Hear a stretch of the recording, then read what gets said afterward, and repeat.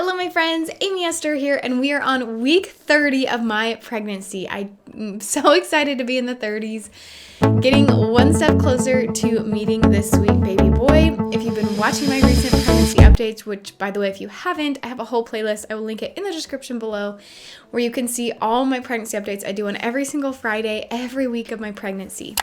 So if you missed that, make sure you go watch that playlist so that you are all caught up. But if you have been watching, you know that I've had a few rough couple of weeks. I've been extremely sick recently. It's just been really hard.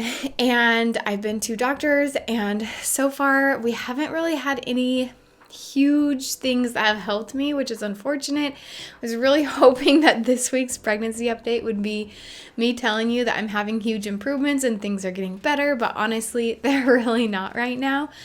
I wouldn't say they've gotten like a ton worse. We're just kind of like the same as last week, I would say. But it's just, we're still struggling just a little bit over here. So just to catch you guys up, if you missed it or you, I don't remember exactly what happened, just quick recap.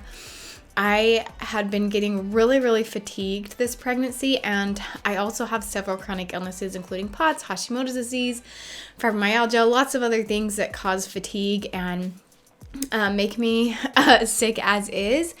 But I had been doing pretty good with those chronic illnesses, and then I just started to get more and more fatigued to the point where it's hard for me to even like get up and do anything. Like even just sitting up to film for you is really hard for me, and I've just been struggling. And then I went to my OB appointment, and he tested me for anemia, and I tested positive that I was anemic. And I had been, up until that point, taking iron consistently every single day of this pregnancy. When I was pregnant with my daughter, I was also anemic, and I had been getting really fatigued at the beginning of my pregnancy, so that's why I started taking iron. And I think it was helping at the beginning of my pregnancy, and then all of a sudden it just wasn't. And I couldn't believe I was still anemic because, like, what in the world? I'm taking iron so consistently, twice a day, every day. Actually, I think at that time I was taking 2 pills once a day, but it was the same dosage as my doctor recommended. So I said, I've already been doing that. He sent me to my primary care physician, and I went over there, and I finally have some test results back from that visit. I went there 2 weeks ago, and I finally have a few. Well, I decided to sit cross-legged, and it did not work. My chair is spinning. Okay, going back to sitting normal. Anyway, sorry. Back to the story. So a couple weeks ago, I went to my primary care physician. He tested me to see if it was iron or B12 or folate or a combination that were causing me to be anemic. And then he also tested me for a bunch of other things. So first of all, the anemia finally came back with that blood test, and I am low in iron and in B12. So I've been on both of those the past couple weeks. I switched iron supplements. I talked to some people who also have POTS who had some struggles with digesting their iron. And I got a bunch of tips from you guys on Instagram and things to try. So some of the things that I'm doing that's different is when I have a new supplement, which I'm trying it out for a little bit before I share what it is, just because I don't want to share it and say, this is the one you should get, and then have it not really work for me. So I will share probably a whole video about the supplements I take when I'm pregnant, if you guys are interested in that. I've just been getting lots of questions about that, but I want to make sure I try them out first for a little bit longer, because so far I haven't really seen any changes. But I got a new iron supplement, and then I had posted on my Instagram that I had been taking a lot of antacids because I have had a lot of heartburn. And I had quite a few people say, don't take antacids and iron at the same time. And so I just Googled it. And from what I learned, you shouldn't take them within 2 hours of each other. And at first I was really excited that could be something that was maybe like making my iron not be digested well or something. But I started to like think about when I normally take my iron, and I usually take it first thing in the morning, and then around like 5 o'clock in the in the afternoon. Is that afternoon? I don't know. 5 o'clock in the evening, afternoonish. And then I usually only take antacids right before bed at like 9 or 10 o'clock. Well, 9 o'clock. I go to bed early. And then in the middle of the night, I'll sometimes wake up with really bad heartburn. So I think that I'm sure there were some days where I crossed over where it was in that 2-hour window, but I think generally I was staying out of that as is, so I don't think that was affecting my iron. Unfortunately, I wish it was so that I had a solution, but that's just the tip for you guys, is that if you don't want to take, I guess, calcium and antacids with your iron. And so another thing is taking iron with vitamin C actually helps you absorb it better, which I actually have also been doing, not knowing that that was a good thing, but I typically take it. I have a high-dose vitamin C drink that I take every day, and it has electrolytes in it, and it just helps me with some of my POTS symptoms and some of my other chronic illnesses. And I usually take that in the morning about the same time I take my iron. So I started splitting that up half and half, because I now split up my iron half and half. I do one in the morning and then one later. And I'll drink half of my vitamin C drink in the morning with my first iron, and then half of it in the evening with my second iron. So I've been trying those things, and unfortunately so far haven't seen much of a difference. I remember when I was pregnant with my daughter, seeing a difference in my iron within a week or two. Like, I started to see that I was feeling a lot better at the beginning of my pregnancy. I saw the same thing happen where I was really, really fatigued. I started taking iron, and within 2 weeks, I felt like I had gotten over it and was feeling much better. But I have now been on these for 2 weeks and still not feeling better. And then I've also been taking a folate supplement. Of course, I've been taking prenatal vitamins my entire pregnancy, which has folate. I think my prenatal vitamin actually has folic acid in it, which is the synthetic form, but supposedly they do the same thing. But I decided to go with full folate for my other supplement that I added in instead of folic acid, just to make sure maybe my body wasn't digesting the folic acid or something. But my folate levels seem to come in the normal range, which is good because that one can be scary for the baby. However, I'm still going to continue to take the extra folate on top of my regular prenatal because my doctor said you can't really overdose on that, so there's really no harm. It's only going to help. So I am still taking that, and then I tested low on my B12. And so I have started a supplement on that a couple weeks ago. However, my doctor said B12 takes a longer time to come back to normal in your system, if that makes sense. Like iron, within a couple weeks of taking iron, your iron levels can go back to normal. Of course, you want to keep taking them after that so they stay up at normal. But B12, he said, can take up to a couple months to really increase in your body and to help you to feel better. So it might be but until this baby comes that I am sick. But as long as baby is getting what he needs, which I feel like that's what's happening, is he's stealing all of my vitamins and minerals. And so it's making me more and more sick. I'm hoping that's what's happening. All signs point to that's what's going on. But of course, I still need to keep up on those vitamins so that not only is he getting what he needs, but I also get what I need, and I can feel a little bit better. But so far, it's been a couple weeks on these new supplements, and I haven't seen much of a change, which is really unfortunate. In fact, this morning, I was so sick, just laying in bed. This weekend, my husband and I went on a date, and it was Father's Day yesterday, and so we just had family stuff, and it really wasn't big activities. I wasn't out shopping or going out and doing big things. My husband and I went to dinner, and my mom watched my daughter overnight one night, and so really I was resting a lot. I got to sleep in that night, and then we just went over to my parents and my husband's parents yesterday, and I didn't do anything besides just lay around. And yet I am still feeling like I overdid it this weekend, and it's really frustrating. I keep thinking that things are getting a little bit better, and then I just crash again with doing just a little bit of effort, and it's been tough for sure. And I do feel like with my daughter, I felt pretty good, especially at this stage of my pregnancy. I remember just feeling really good. I actually found out that I had POTS in the middle of my pregnancy with her. And once I started treating that, I remember feeling better during pregnancy than I did before I got pregnant because I was treating my POTS now. And now this pregnancy has been really, really hard. So I apologize that the past few weeks have just been mostly complaining and me saying how hard things are, but I like to show you the truth. But I also like to show you that life can still be beautiful and wonderful while living this way. And actually did create a course, just if anyone's interested, I did create a course on how I stay happy when I'm feeling this sick.